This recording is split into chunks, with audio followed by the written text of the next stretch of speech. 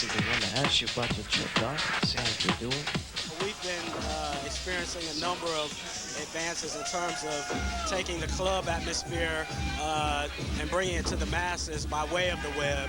And I think that this is one of the most dynamic ways to give the party, the true party atmosphere in the most real sense. To be able to reach so many people through the World Wide Web, I think is such a great advance of technology. And I'm just happy to be a part of anything that wants to move forward and advance the music and bring the music to as many people as possible.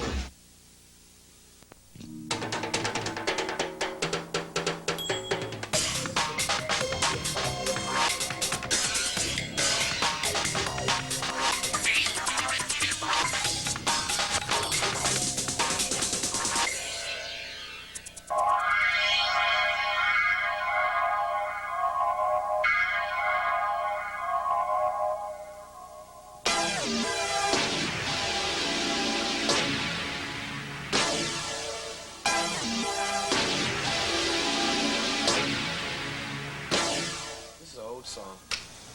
This is one of the songs I did with Carl Craig. Just by chance, I'm pulling it up. This is Drama.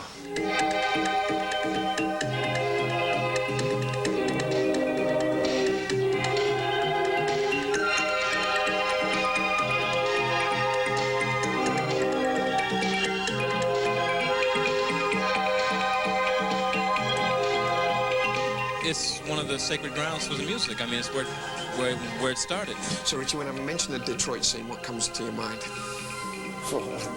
10, 15 years of my life, that's what comes to mind. It's the kind of has everything to do with who I am now and where I've come from.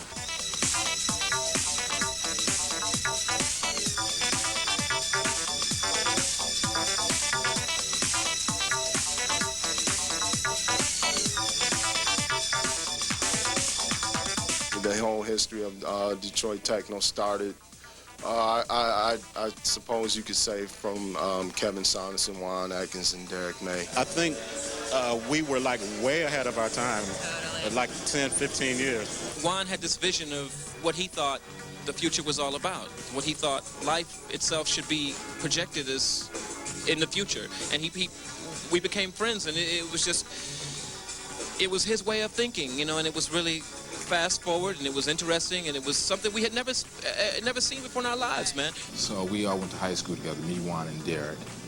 Derek learned from Juan, basically, which I think started for him in 70, maybe 79, with a group called Cybertron.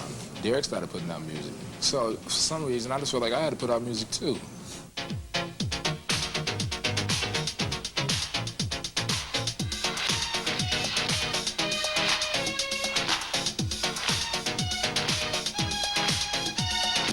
One of the most influential, I think, to a wider group of people at that point was The Wizard, who was on radio, and that was, otherwise known now as Jeff Mills.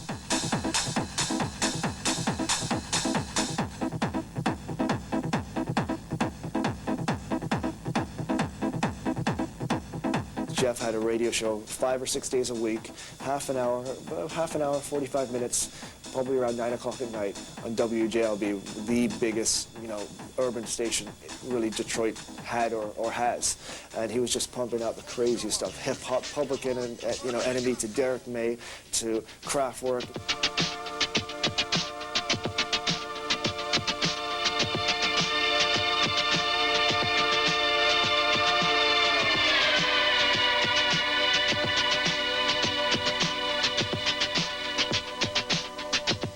How would you define Detroit techno sound? Minimal, very funky, very soulful. How do you infuse soul into machines? You just gotta work them. You gotta work them like they've never been worked. We live in a city that is very industrial. We have seen the decomposition of the city, and we've been able to relate that into what we've done with our music.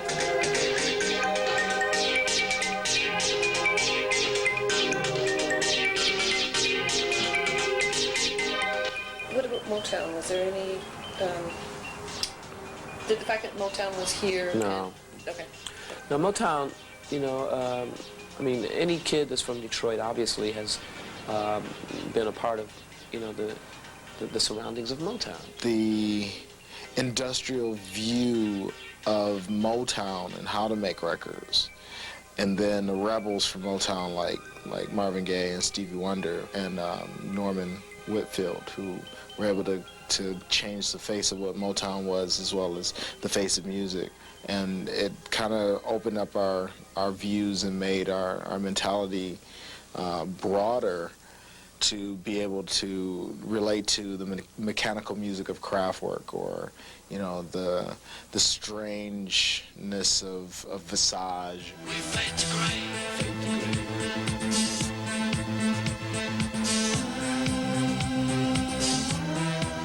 And all of these influences, along with the development of house music coming out of Chicago,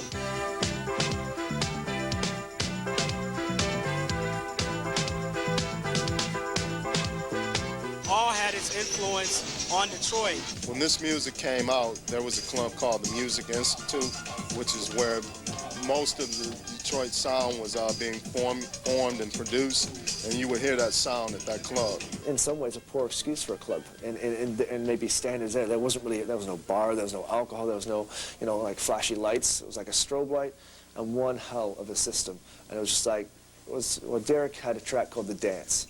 And I don't know why I recorded it, why I called that, but that's what it was all about to me and to a lot of people back then. It was like going into this dark room and just losing yourself.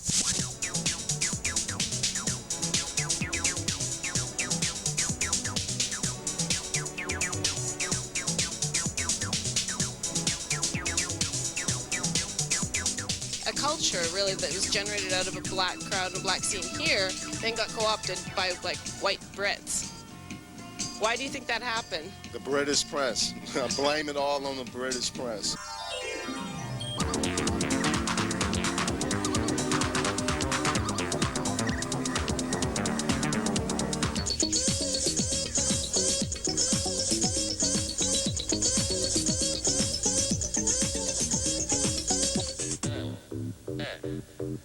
As fascinating as it might seem, we don't have any idea how that happened. We don't know. Of course, we had this association and this real attachment to black soul music, but we had more infatuation with what was going on over there. So when it jumped, it seemed almost like maybe we wished it, or maybe somehow we subconsciously made music more for them than for us. Overall, it was a good thing. You know, I don't feel ripped off. I think it was just the process of evolution, more or less.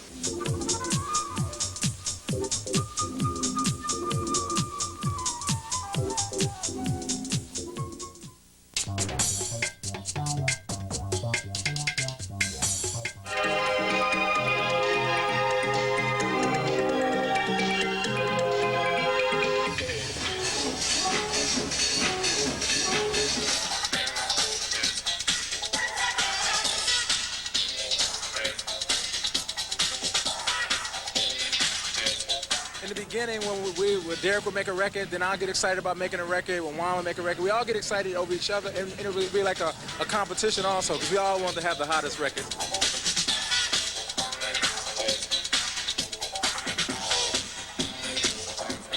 And we had people coming in from France and from Japan and from Switzerland and from the UK, all coming in and doing interviews saying, wow, this is a great record and da-da-da-da. And immediately they would go to KMS, because they have an area that they call Techno Boulevard. Right. Because at one point, KMS, Model 500, which is Juan Atkins' label, and Transmat were all in the same general area. In fact, the buildings were all kitty corner from each other. Originally downstairs here was the studio for Juan Atkins, for Metroplex.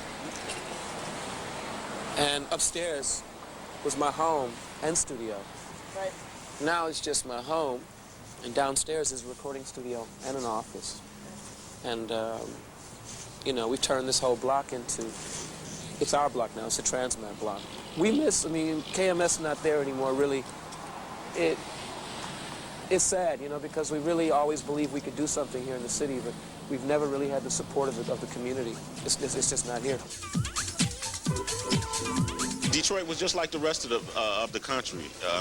You know, the mainstream media and audience had no idea that, you know, they had people that were flying overseas and, you know, right in their own backyard, you know, and doing things and being recognized overseas. I mean, they had no idea of that. We've done some amazing things, not just myself and my guys, but the underground resistance guys. Various people in Detroit have done all kinds of things. Let's be realistic. That, you know, the U.S. is still a lot of racial barriers in the U.S. And I think that there's a lot of that probably also that played a role in us not being, I guess, more popularized.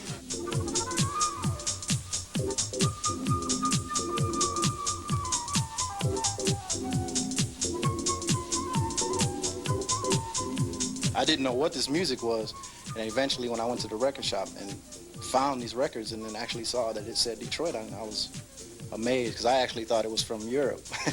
Yeah, you know, and little did I know it was in my own backyard, and that was just wow. When I started traveling, like, for example, to the UK in, like, 1993, 1994, and I was meeting with all these, you know, various producers and the big-name cats over there, and they were just always used to the idea of a big studio, even though they were making dance tracks just like we were, and they were trying to figure out how to make their records sound like ours. And we tried to explain, well, you know, we don't have all this big, massive, you know, 48-track, digital, high-tech, whatever. We did this back in the day before we had all the digital stuff we have nowadays, which is over there. I guess we could show the disco gear. That's what this was done on over there. The disco gear. In Detroit, it was real hands-on. It was, in a lot of ways, very low-tech. And it was really about grabbing the idea, capturing it, and then just moving on, you know, and trying never to look back.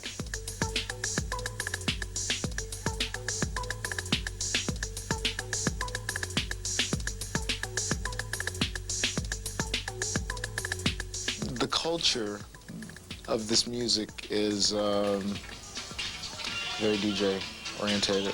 It's the culture is about putting two records together, but making something new, experimenting with it, using effectors, using whatever, as well as the majority of the music that's being made in techno and drum and bass and et cetera, is all music that is created and fueled by DJs or people who have a DJ mentality. One of the Detroit secrets about this record and many other records is the fact that this record could be played on a different pitch by electro DJs in Detroit. Sped up on 45, it works in an electro DJ set.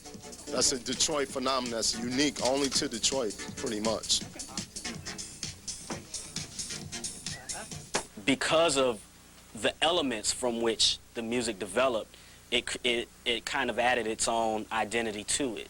And a part of that was being limited on equipment and limited on big studio.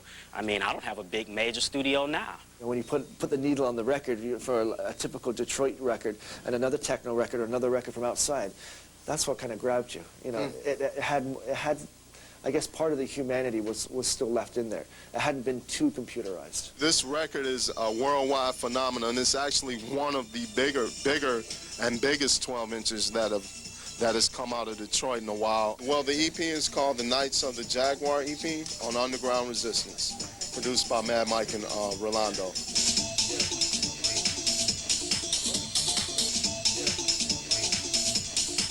There's some sort of fight going on with Underground Resistance and Sony Music right now. Yeah, what's up with that? Yeah, there's actually been a trance cover version of the song that we're listening to at the moment, which was played note by some German producers, I'm told.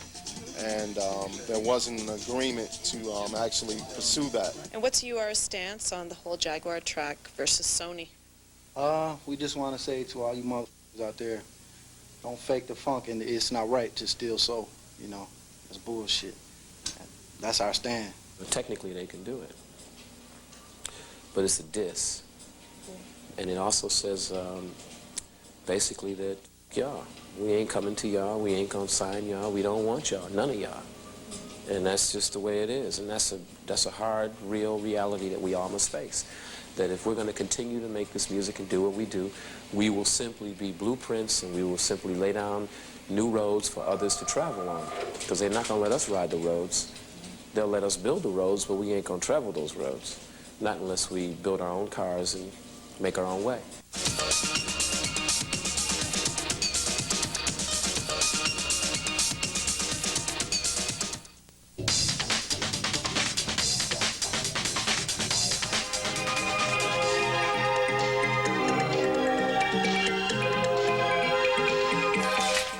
Detroit techno, honestly, I don't believe has a sound any longer.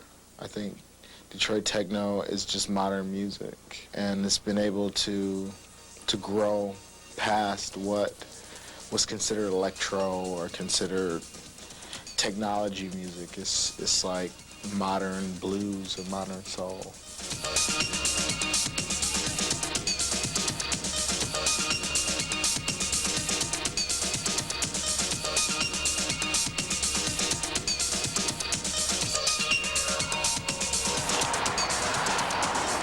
All the Detroit producers, all the techno DJs from Detroit, they all played house as well as techno.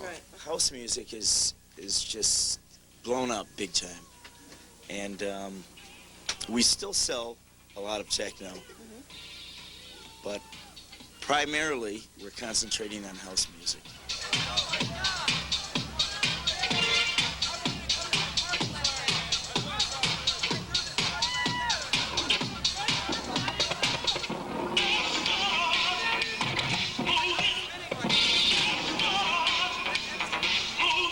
Unfortunately, a lot of the younger producers that are coming into the scene view techno as being a European thing. They're looking at the Prodigies, the Fatboy Slims, Crystal Method, all these various groups and influences that come from the European side of things. And then they say, okay, wow, I want to try to incorporate what I'm doing to sound like that, which I have no problem with, but the thing that gets lost is the Detroit element.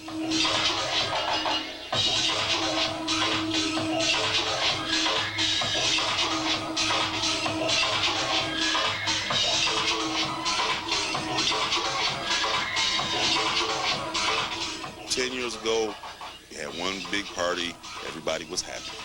Now, you got the kids want to get their little piece of the pie, and it's fine, but, you know, there's been, you know, altercations on account of that, and it's just gotten crazy over the years. When it first started, parties were nice and cheap, and it was all about the love of music, the love of people.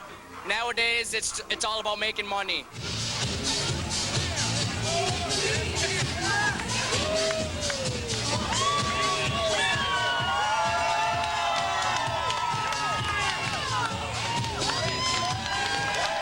When I started, it was the majority were the white suburban kids, but now, you know, there's more of you know, the African Americans and the Hispanic Americans that come, but they don't really come for the drugs as what most everybody wants to think, but they come to hear the DJs, they come to hear the music.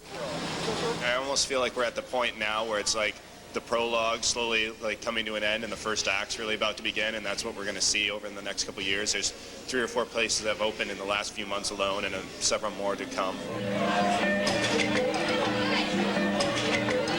Detroit is one of the leading cities in America for electronic dance music. I think that Detroit is going to always be checked for reference to what is going on at the moment. I think the biggest thing that's finally happened in Detroit, and I think it's all cities need to go through this, is there's now developed, there's an intelligent dance music crowd. There's people that have, you know, went through the whole raver thing, you know, the parties and everything when they were younger, and they still want to be into the music. They still want to go out and dance. It's still their passion, but they want to do it at a place where they can go and drink and at a nightclub.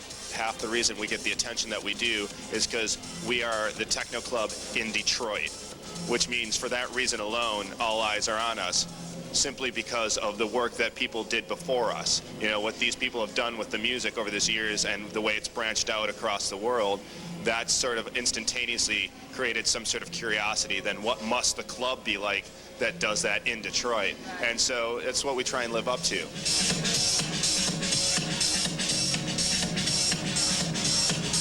The internet is the biggest phenomenon concerning techno. That's the worldwide force and phenomenon behind most of electronic music and dance music as we know today.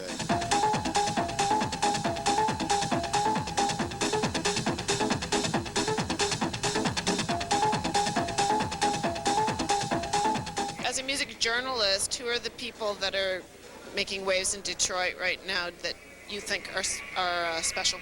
Carl Craig, without a doubt. Carl is the only genius I know. And what he's done just in the past year, you've seen him make a major push in not just, you know, taking the music further, with his Interzone Orchestra, honestly trying new things and succeeding and taking it all over the world. He's like helping organize a big electronic musical festival in May at our Hart Plaza in Detroit, and I'm really excited to see what goes in with that. I'm just a student of all styles because I try to keep my mind as open as possible. You know, there's some things I can't stand, whether it's country, western, or something. But you know, there's a lot still to be learned within that. You know, whether it's that or music that they'll play at a Greek strip club or something. I'll always be Detroit. I mean, you can take the boy out of Detroit, but you can't take Detroit out of the boy. So you know what I mean? I'm gonna always be a Detroit boy.